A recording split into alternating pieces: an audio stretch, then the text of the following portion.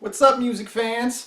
So I'm back again after a very long hiatus, making another video about vinyl records and why I love them and maybe some hidden gems that you might appreciate. People make these videos on YouTube from time to time and they've helped me, so I figure why not talk about music and help some other folks in the process. If it does, that'd be cool. And either way, talking about music is fun. Big props to Nora. Hi Nora, thanks for giving me the little nudge to make another video. And it reminded me that it's not the views, it's the quality of the people that like the videos. So my last video was cheesy 80s records. And this video was sort of a toss-up between jazz, city pop, and classic hip-hop.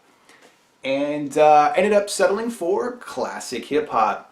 So I'm going to be talking about a little bit of history. I don't know if you could call me a hip-hop head, but I've made rap records. I've been kind of in the scene for a while, and I've been a huge fan of classic hip-hop for a very long time.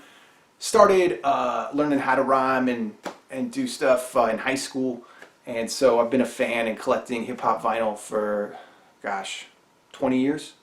Long time.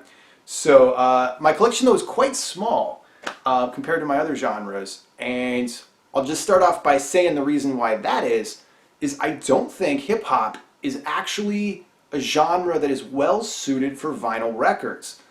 That's really weird to say because I love vinyl and I love music, but for me at least, hip-hop is music of the streets. It's music when you're on the go and you're on the bus, you know, when you're jamming on the sidewalk. You know, it really has this urban momentum to it. And vinyl is like, you know, you put on the table, you're in your bed or your, you know, lounge or whatever. It doesn't have that same momentum to me. So for me, hip-hop vinyl is primarily music that I have. If I have it on vinyl, it's for only a few reasons. One, if I have company over, I have some people that I'm just like, yo, if you haven't heard this record, you gotta hear it. Two, if I'm having a party, I'm having a barbecue or something, yes, you want that hip-hop vinyl. Sounds great. Word to the wise, don't take your record player outside without a cover if you're having a barbecue. I got dust. I got so much crap all over my Jurassic 5. And then the third reason, though, I gotta say there are times for me when I need to listen to a hip-hop record is when I'm feeling really misunderstood and kind of angry, especially at sort of the status quo, or you know, feeling some sense of injustice, and feeling like, yeah, you know, like the narratives we get in society are really narrow. You know, they're really narrow, and so hip hop is really the voice of the street. In my opinion, it's the voice of the street. It's the voice of the disenfranchised. It's the voice of, you know, in a lot of cases, folks living in poverty and struggling to make ends meet. So if I'm feeling that way, and sometimes I am, right? If I'm feeling that way and I'm feeling like, ugh, like nobody gets me, you know, you want music that gets you, right? And so that's when I'll put on a hip hop record and I'll be like, yes, this is what it's about. But as far as like casual listening, like it's a Tuesday, I want to put a record on, really uncommon that that's going to be a hip-hop record. That's just me. Enough of that. On to the records. I'm going to be showing you classic golden era hip-hop records. I'm going to explain why and why they're the best hip-hop records you can ever get. A little bit of history with this video as well. We're going to start this off right with Grandmaster Flash and the Furious 5. This is The Message, baby. 1983. And Grandmaster Flash is in the middle there. You got Kid Creole. There's the Sugar Hill Gang is you know, they broke rap out in 1979. The hop, you don't stop a rocket to the bang bang boogity beat. Now what you hear is not a test. I'm a rapping to the beat, right? You've all heard Rapper's Delight, and that was the label that also this record is on, Sugar Hill Records.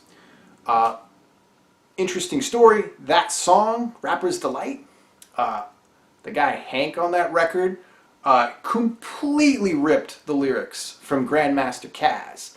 And so in the 1970s, you had in the early 80s, you had these really prominent, disco parties that turned into like hip hop parties, and you had really talented rap artists that did not want to be on a record, if you can imagine this. So the story goes, a lot of the A&Rs went to the rap hip hop parties, in Brooklyn and Queens and Bronx and wherever in New York, and people were just like, "No, we're not feeling that. We want to just do our own thing." And so the Sugar Hill Gang was actually a bunch of copycats that were not super respected rappers in the scene, but they were the ones willing to do it, to cut a record and to sign a contract. And so when they blew up, and it turns out that Hank had ripped all the lyrics off of other people, it was pretty whack. I think even one of the lyrics he ripped off is like about biting rhymes, which is, ripping off lyrics. So, that goes to the very origins, the very genesis of hip hop. But the thing is, in 1979, up until like 80, 81, 82, hip hop was not super conscious yet. I'm sure it existed, but a lot of it was escapism. It was party music. It was like, if you've heard Rapper's Delight, it's a party song, right? And so what really, in my opinion, started hip hop was this record. And you're going to know the song off it. You better know the song off it. It's like a jungle sometimes. It makes me wonder how I keep from going under. A child is born with no state of mind. He was blind to the ways of mankind. God is smiling on you, but he's frowning too, because only God knows what you gonna do. I mean, man.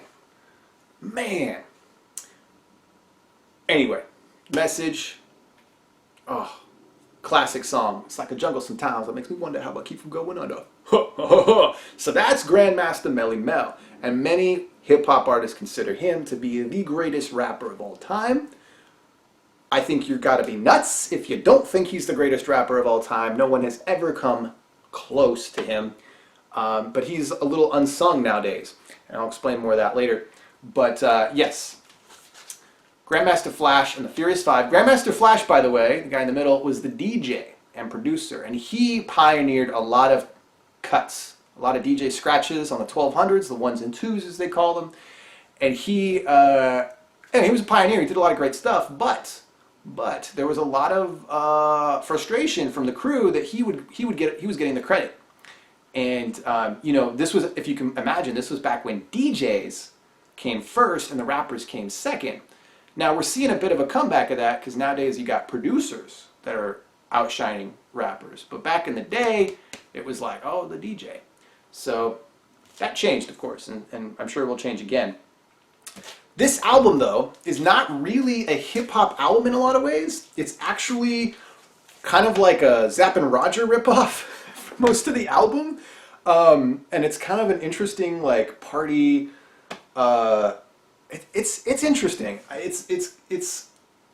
I've learned to like it a lot, but I think as a piece of history is where it's really fascinating. And of course the message is an absolute classic, but it's tacked on at the end. It's like the last track. So it really makes me, from what I had heard, people in the hood were not trying to really talk about all the cockroaches and the, junkers in the alley with the baseball bat. I tried to get away and I couldn't get far because a man with the tow truck repossessed my car. Don't push me, cause I'm close to the edge. I'm trying not to lose my head, right? It's like they didn't want to talk about all that necessarily. It's hard stuff to talk about. And so from what I understood, they kind of, it was kind of an afterthought, but then it blew up. And people were like, holy shit, this is what's really going on. And so, Reaganomics and all that kind of stuff hitting the black community really, really hard. And this is the record that talks about it, that started to talk about it. Absolutely hard not to say this is a must-have, even just for that one song. By the way, this is a repress by Rhino Records. I got this from Rasputin Music a long time ago, 15 years ago. And I remember when I went to the checkout line for this, the guy at the checkout was like, oh yeah. That's how you know you got a good one. All right, what should I follow up the message with? Well, I think it's only right that we move on to the other Actually, you know what? Before I do that, let me move on to, if I can find it. I'll go back. I'll go back and forth between artists because I didn't actually organize these. But that was 1983. Another act released its first LP in 1983. You might have heard of them. Just maybe. Run DMC! Yes. Run DMC. Self-titled album. This album. Wow. What can I say about Run DMC? Well, first of all, if you don't know Run DMC really well, let me just start by saying they're probably not what you think. Run DMC gets a lot of credit for walk this way, talk this way, and it's tricky. You know, it's tricky to rock around, that's right, all time is tricky. And so yes, they made fun party songs. Some might say dumb party songs. You know, they definitely were influenced. I mean, they were, I believe it was Run's brother is Russell Simmons, the hip-hop entrepreneur businessman, who started Def Jam Records, which is what I guess this started off as Profile Records. This is the first LP they came out with, but then, you know, obviously did their own record label, Def Jam, which of course became huge. But what you should know about Run DMC is they made some hard rhymes. Hard rhymes about track number 1, Hard Times. The first track on this album, right out the gate, is all about Reaganomics. All about the destruction and poverty of the black community. Hello, maybe you didn't expect that from Run DMC. And of course, the sleeper hit that just blew out of the water Run DMC, which is Sucker MCs. Years ago, a friend of mine asked me to say some MC rhymes, so I said the rhyme and it went this way. The rhyme was deaf. Anyway, I took a test to become an MC. I mean, just like, oh man. Anyway, you got to hear that song. It's so good.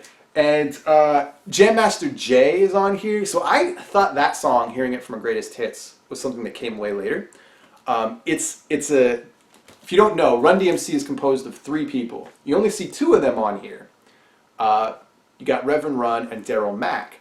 And this is actually a reversal of what we saw in the last album, which is that the rappers were getting all the credit, but the producer in the back, Jam Master Jay, was doing the cuts.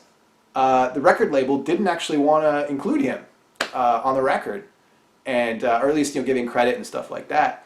And it took some fighting, from what I understand, from Run and DMC. DMC stands for Daryl Mack, to be like, no, that's our man. You know what I mean? Like, we're a group. You take all of us. You don't just sign 2 of us. And so, at least on the back, you got a picture of Jam Master Jay. But what's dope is they have a whole song here called Jam Master Jay, and it's all about how great Jam Master Jay is. And let me be real here. Let me be really honest. Jam Master Jay is the greatest cut DJ of all time, okay? There is nobody that has pinpoint precision on a beat like Jam Master Jay. It's like the guy's a freaking robot. Like, he was able to do this stuff with the most simplest machines back in the 80s. And you should, anyway, you can check out, there's a lot of history to some of that. It's really cool. But by the way, check out Hip Hop Evolution on Netflix if it's still on there. Especially the first season. Second season, when they get into Tupac, I'm kind of like, nah, I think they did that part way off. But the 80s stuff, they nailed. They did a really good job. That's a great show. Also, The Art of Rap by Ice Cube. It's a documentary. Can't recommend it enough. Ice Cube's a cool dude. Anyway, what else can I say? It's like that. It's a great song. There's a rhyme, I think, on Jay's Game, if I remember correctly. One of my favorite dumb Run DMC lines. They could make the dumbest line and make it so good. And this Sublimer Run's like, so DMC, why you got glasses? He's like, so I can see. Oh, it's ridiculous. But what's really dope about Run DMC is not only are they talking about hard stuff, not only do they have the party stuff, the really good like party jams, but they really have like a grounded, positive focus on self-improvement. And there's a rhyme in Sucker MC's I believe it's Sucker MCs, where like Daryl Mack is talking about, you know, after 12th grade, I went straight to college. You know, they're talking about like eating healthy, going to college, but it's like the hardest, dopest rhymes. So you're just like, where did this come from? And it really goes to show you can be legitimate, badass rappers, and it doesn't have to be stupid, you know, I got out of jail for the 3rd time and I killed, you know, 3 of my partners, you know, whatever the stupid shit is that you hear nowadays. And have been hearing, let's be real, ever since the record industry co-opted the genre in the 90s. But I'll get into that more later. Anyway, it goes to show you can be positive, uplifting, talk about really hard stuff, and be one of the greatest rappers, the 2 of the greatest rappers, and DJ of all time. That's Run DMC. I'm really proud to say that this is an original copy, which is why I'm never going to sell this one. 1984 it's copyrighted, so I guess it wasn't 83, it was 84. It's the year after The Message. One other thing I should say about Run DMC, and maybe I'll just say it by showing more of their records, because the monster hit Raising Hell, yes, another Run DMC record. This got a repress recently by, gosh, who was it? It was one of those outfits that does the really high quality repress, like Master Recordings or whatever. People went bananas for it. It was $60 MSRP. I was like, sorry guys, I'm not paying that. But I guess people were really happy to see this getting the audiophile treatment. This has all the radio hits that you've heard. So this has Peter Pepper. It's Tricky, of course. My Adidas. Great story behind that, by the way. My Adidas, the hit song. Apparently, so back in the day, rappers couldn't get endorsement deals, if you can imagine that. Nobody was interested in doing that. And they were really fighting an uphill battle. And they were like, sports stars get endorsement deals, rock stars get endorsement deals, why don't we? Like, we'd like to make some money and, you know, provide for ourselves and our family. And so they were telling the Adidas reps, like, yo, you don't understand. Like, we've got this song about my Adidas, and like everyone's wearing Adidas now. Like, you should really think about that. And so what they did was they invited the Adidas reps to one of their shows, one of their big gigs.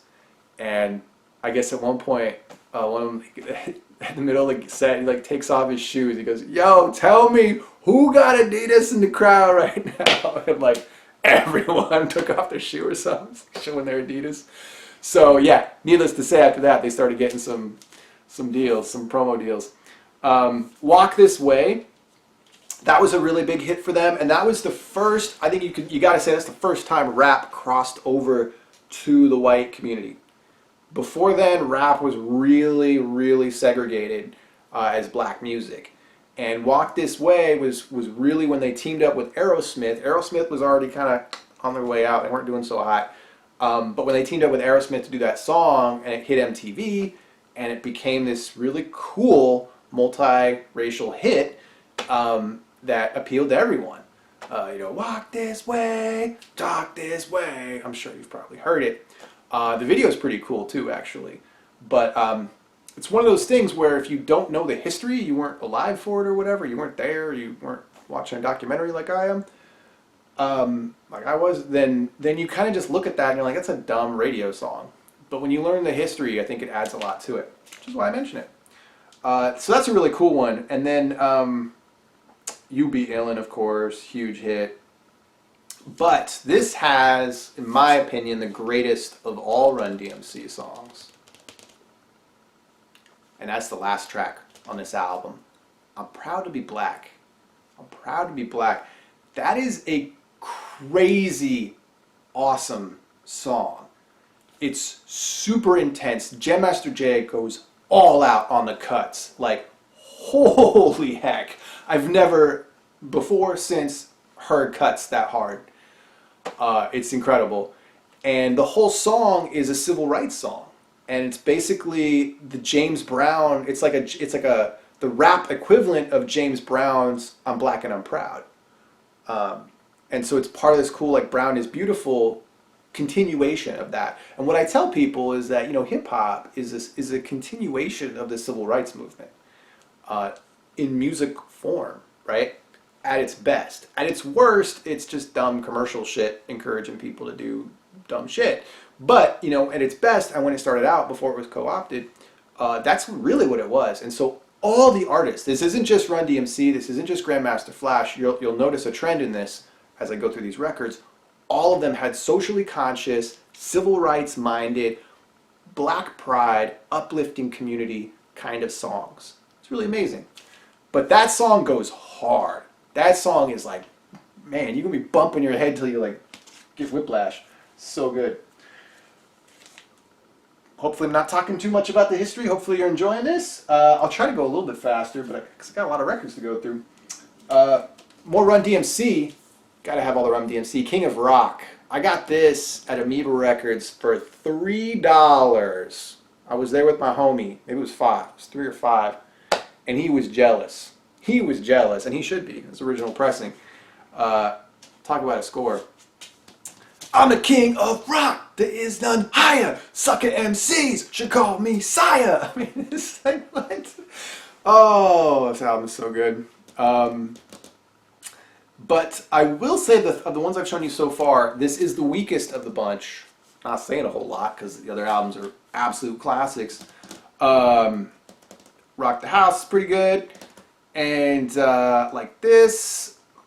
But yeah, a lot of ones that I'm actually not super familiar with on this one. I do, however, love the photographs on this.